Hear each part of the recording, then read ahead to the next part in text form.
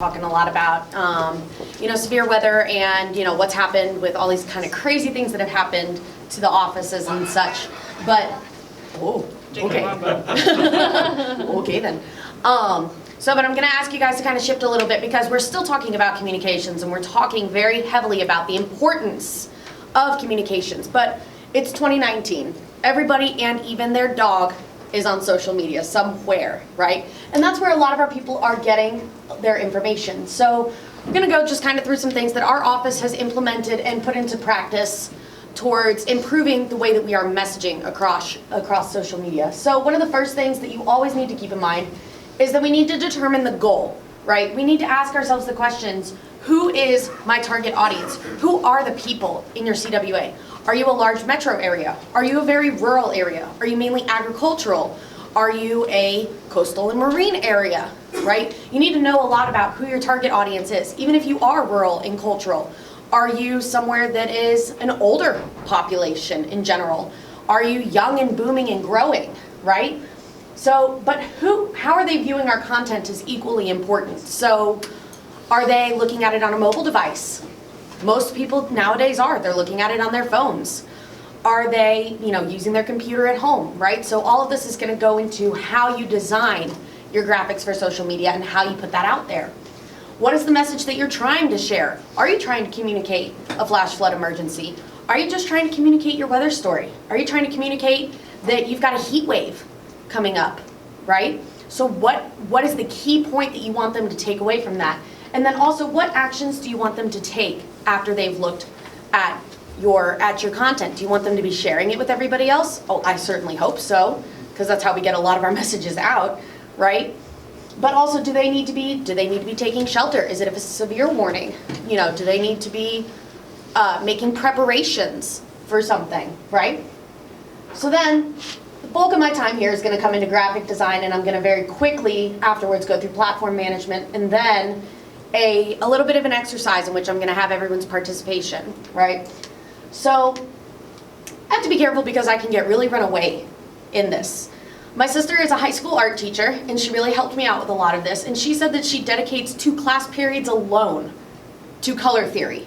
So I'm going to do my best to just be very succinct and very surface. If you have more questions about it later, come and talk to me whenever. I can share a lot of knowledge. But basically, well thought out and well designed graphics can go a really long way. We are all familiar with the phrase, a picture is worth 1,000 words, right? Well, that's how most of our users are going to be interacting with us on social media. How much time are they really going to take to read all of the text? Not very much at all. In fact, our office does a monthly review of our social media posts through looking at our statistics and everything else. We email it out to the whole office. It's part of what our social media team does. And what we found consistently through looking at our analytics is that people on average spend 1 minute on our page. Means you have 1 minute to either impress them and cause them to read something further, or 1 minute to just make an impression on them in general. A lot of times you have even less just to get them to click on your content. Because I don't know about you, but when I'm swiping, when I'm scrolling, if I see something that catches my eye, I go, oh, hold on a second. I come back and then I'll probably click on it for more. Otherwise, I'm like, yeah, whatever, right? So you've got only a very short amount of time to grab their attention. And what we're trying to share is important. It's why we do what we do, is to serve the public, right? So an aspect of our graphics that should be taken into mind, we're going to go back to like elementary school level art for a second. We're going to talk about something called color theory. Color theory is really simple in thought, but it can actually be very, very complex. And it's basically just the set of rules and guidelines that are used in the design community that dictate how you use colors. You can use colors to influence people in not only their choices, but like they're linked to psychological thoughts and decisions, right? How many food logos can you think of that utilize red and yellow? How many healthcare logos can you think of that utilize blue or green? Right? It's because all of these colors actually convey something. So the basics behind color theory are a couple of things. You've got your color wheel, right? This is the color wheel that a lot of people are very used to seeing. This is what we call an RYB, a red, yellow, blue color wheel. Those are based on the 3 primary colors. You have your primary 3, red, yellow, and blue. You have your secondary, which are your mixtures from your primary, right? So you get your orange, you get your purple, you get your green, etc. And then you have your tertiary, which is a mixture of a secondary color and a primary color. Well, that's all fun and good, except what we have to be careful about is that in graphic design for digital purposes, we don't need to follow the red, yellow, blue. We actually need to pay attention to the RGB, the red, green, and blue, because we function on pixel color, which is additive. So we use red, green, and blue pixels to make up the pictures that we see on our TVs. Anyone who's gotten too close, and you can see it when you get too close to a TV screen or a computer screen or anything else like that, right? This shifts things slightly because it means some of the rules that we follow, which I'll get into in just a second, you're gonna change the colors just a little bit, right? One of the things that we can talk about is that complementary colors are a good way to draw attention to something, or they're pairings that look good together. Well, originally you would say that red and green, I know it's kind of small, but red and green are considered complementary colors because they're opposites on an RYB color wheel. Problem is, when you do that digitally, red and green look awful together digitally. You look at a Mountain Dew can, that's fine, red and green looks fine. You look at all the Christmas cards, that's fine, that's all print. You put red and green together in a PowerPoint slide, please tell me if you can read green text on top of a red background, right? So you've got to pay more attention to the opposites here, which are complementary. Anything that's opposite is actually going to be red and cyan. Those are going to stand out a little bit better. You're actually going to be able to read that better. Or you're going to do your blue and yellow. That works well too. Your green and magenta. So something as simple as that. Now if you're going to use triad colors, all you got to do is just draw a triangle, right? So color theory can actually be very simple. If you want to use 4 colors, draw a rectangle in here in 4 points, right? But we've also talked about the color meanings. You guys don't have to raise your hand for this, just kind of shout some things out. Give me some things you think of with the color red. Heat. Heat. Blood. Danger. Blood, danger, warning. What about passion, love, right? What do you think about with blue? Cold water. Calm, cold, water, right? Tranquility, peace, maybe? So those are all different things to keep in mind. Now, we have here just a very simple slide that is the 10 commandments of color theory. And because this projector is not as large as I like, it's a little bit hard to see, but I'm just going to go through them very quickly. So number 1 is simply knowing the color wheel and know what each color signifies. We just talked about that, right? A lot of you can kind of already draw. Green is nature, it's fun. For us, it can mean flooding, right? We're used to green is water, it's flooding. We think about what's on our maps and what we use. That's important because our communities know that too. It is a consistency that we hold with them so they get used to that. 2, match it. Don't overlook the austerity of analog colors, right? That means analog is using within the same family right next to each other on the wheel. Red and orange together, right? Red, orange, and yellow together. And that's where you're going to get into a whole nother part of color theory of playing with tints and shades, and that's a whole nother story that I can get into.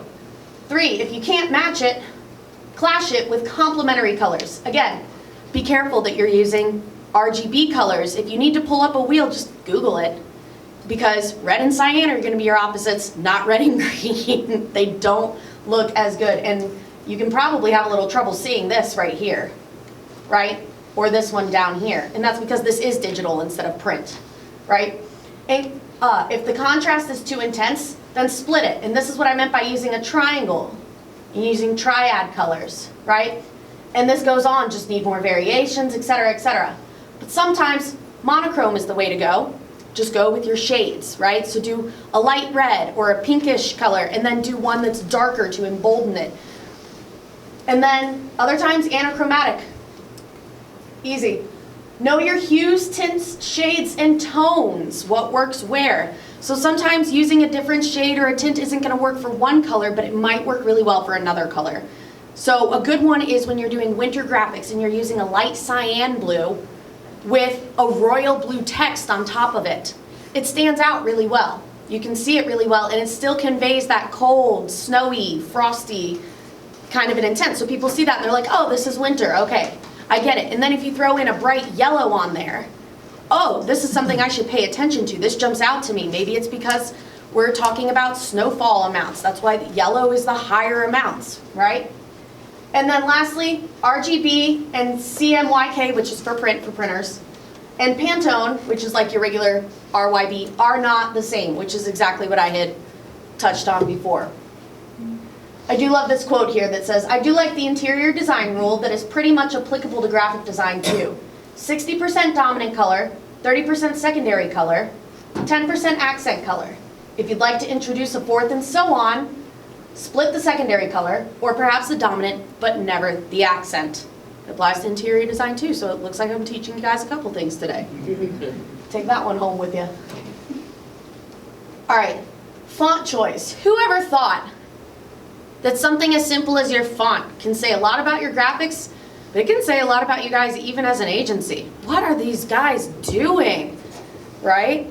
If you're putting something out in Comic Sans, I'm sorry, but I'm gonna say no. Stop that right now, right? Because it comes off as childish. There's other font choices that are fun, but they can come off as childish, and that's maybe not the message you're wanting to give.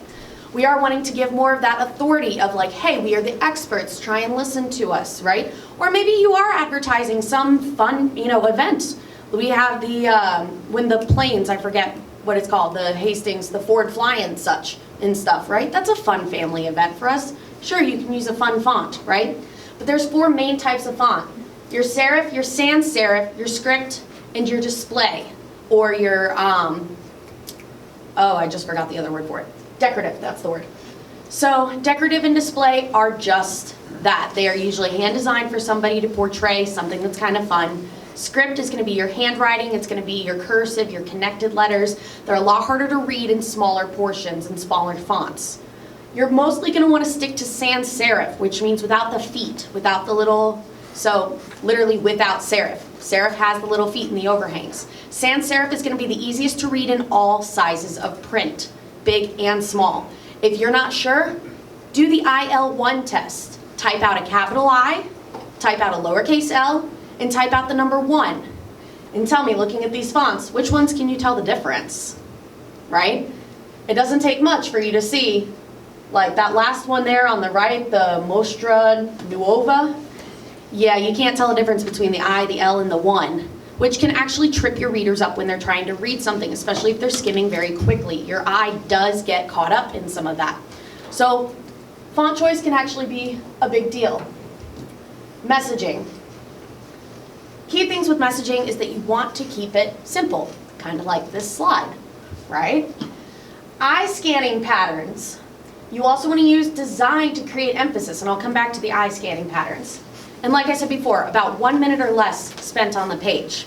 Now here's the thing about eye scanning patterns. I just tricked every single one of you into doing exactly what I wanted you to do. Because I set this page up in a Z pattern. I directed your eyes to where I wanted them to go. I wrote the word messaging in big, bold letters, and I had the 3 dots after it, the ellipses after it, followed by a brightly colored large graphic that also caught your attention. But then naturally, you're going to follow down to the bottom of that graphic where it comes to a point, which happens to be right next to the graphic of the eye patterns. Your brain just followed over in a Z pattern. Your eyes did it and you didn't even know that you did it. A lot of readers will skim this way. They will skim across the top, come down diagonally, and then come across the bottom. The other most common pattern is an F pattern. Skim across the top, come back, come over a little bit, and then come down vertically. You'd be surprised at how much designing your graphics to one of these 2 patterns can get across your key messages very rapidly. All right, so, okay, I'm actually doing okay. Platform management, really quickly. Use your analytics data. Hopefully your social media focal points know about this and they know how to look at it, but both Facebook and Twitter have analytics data available for you to look at. You can see where the majority of your views are coming from. For us, the vast majority are made up of the Tri-Cities, Kearney, Hastings, and Grand Island, And then next to that actually comes Lincoln and Omaha before we get the rest of our counties falling in line after that. So that's where most of our people are coming from. So I can pretty much tell you, knowing those demographics, you got a lot of people that are going to be working, a lot are going to be looking on their mobile phones, a lot of them are going to be varied in ages. And then after that, we're going to get our rural and agricultural and our farmers, right? So time of day matters. You can look at when your peak viewing times are. Is it between 5 a.m. and 7 a.m.? If so, that's probably when you should be posting your morning things. That's when you're going to get the most views. Is your evening peak time between 5 p.m. and 7 p.m.? Maybe that's the secondary time that you should be posting. That's when you're going to get a lot more views and a lot more shares. Graphic size and layout is an important consideration. Things get truncated to thumbnails, especially when you're scrolling through Facebook. So if you've got a nice picture and you've got text only up here in the corner, they're just going to see something of a portion of a tree with a part of a sun and no text at all. I wouldn't click on that if I was scrolling. I wouldn't see what was the point. I don't even think I'd notice it was from the weather service, to be quite honest, if I'm scrolling quickly through things. But also play to the algorithms. They're tricky, but they can also be your friend. If you are flooding your Facebook page with posts, some of it's going to get kicked out of people's news feeds, right? So if you've got posts that can wait or can be combined, put 2 pictures into one post. If you've got something that can wait a little bit, you need to get out this warning, and you can wait to post your weather story, wait about 30 minutes so that it kind of helps to make sure that it's going to end up in people's news feeds. Otherwise, it can get kicked out. And they just won't see it. It won't get as much what is called reach, right? Which is the number of people that have the opportunity to interact with your post. So finally, and this is going to take up what is more or less kind of my question session, is I'm going to have you guys help me with a few things. Don't bother raising your hand. I just want you to go ahead and tell me, shout it out. We're going to go through 3 different graphics. They're all from the Hastings office. So instead of going equal opportunity offenders, I'm keeping it local to ours. I wasn't going to go there, right? Talk through some of these different aspects you see. You have 30 seconds to take a look at this graphic. What is your first 30-second impressions? It's really busy. Busy. You can't read anything. It's poor contrast. Poor contrast. Try reading it on a cell phone. Try reading that on a cell phone. I'm not even sure I can read some of this now, right? What's the key message in here? Mixed themes, storms, winds, temps, I don't know. You can't even see what office this is coming from. You can't even tell what office this is coming from. Exactly. Unfortunately, this is a weather story that we did put out. Shapes are your friend. Shapes are your friend. Steve's like, and I'm out of here. I disown you. It was corrected shortly after. I don't think it was out there for too long, right? But do you think this gives our audience a good impression of our ability as an office? Do you think this makes them feel confident in us as an office? Man, they can't even design a simple graphic. I can't even read their stuff. Do they even care? Right? All right. So here's another one. Thoughts? What's the point? What's the point? Yeah, I don't know. What am I supposed to get out Okay, of what's this? the message? Exactly. What is the message? That is. I like the colors. You like the colors. There's a good color scheme. Well, it's neat and sharp. It's sharp. It's too many colors. It's hard to see where we got first. It's hard to decide what to look at first. Right. Do you notice if anybody follows in an eye pattern? Right? It's a little bit of a Z. It tries to be a Z, but maybe not just yet. Now there are some really good things about this one that I will say. One is when choosing your colors, if you're going to use a picture, it helps to pull from the colors in the picture, right? Notice how these are all directly colors that are in that photo. It helps with something that's called continuity, right? But there is also still a lot of text. So what about this one? Last one. I'm blinded by the sun. Could that be the point? The orange kind of blends into the background too much. Orange blends in a little bit. That's something you have to consider. What about your people that are colorblind? The text is so far to the sides, it's like the sun is the point of the graphic. What if that was the intention? So that is my point in all of this. You have to think, what is the intention behind it, and what is your audience likely to derive from this, right? What is the main point you want to get across? How much text are you putting in there? These are all important things to think about. You didn't think you were going to have to be graphic designers. You're just forecasters, but social media dictates otherwise. So. All right, let's give Kate. Okay, if I can have your attention, please. We got a lunch. I'm gonna give you about 15 minutes to get your lunch.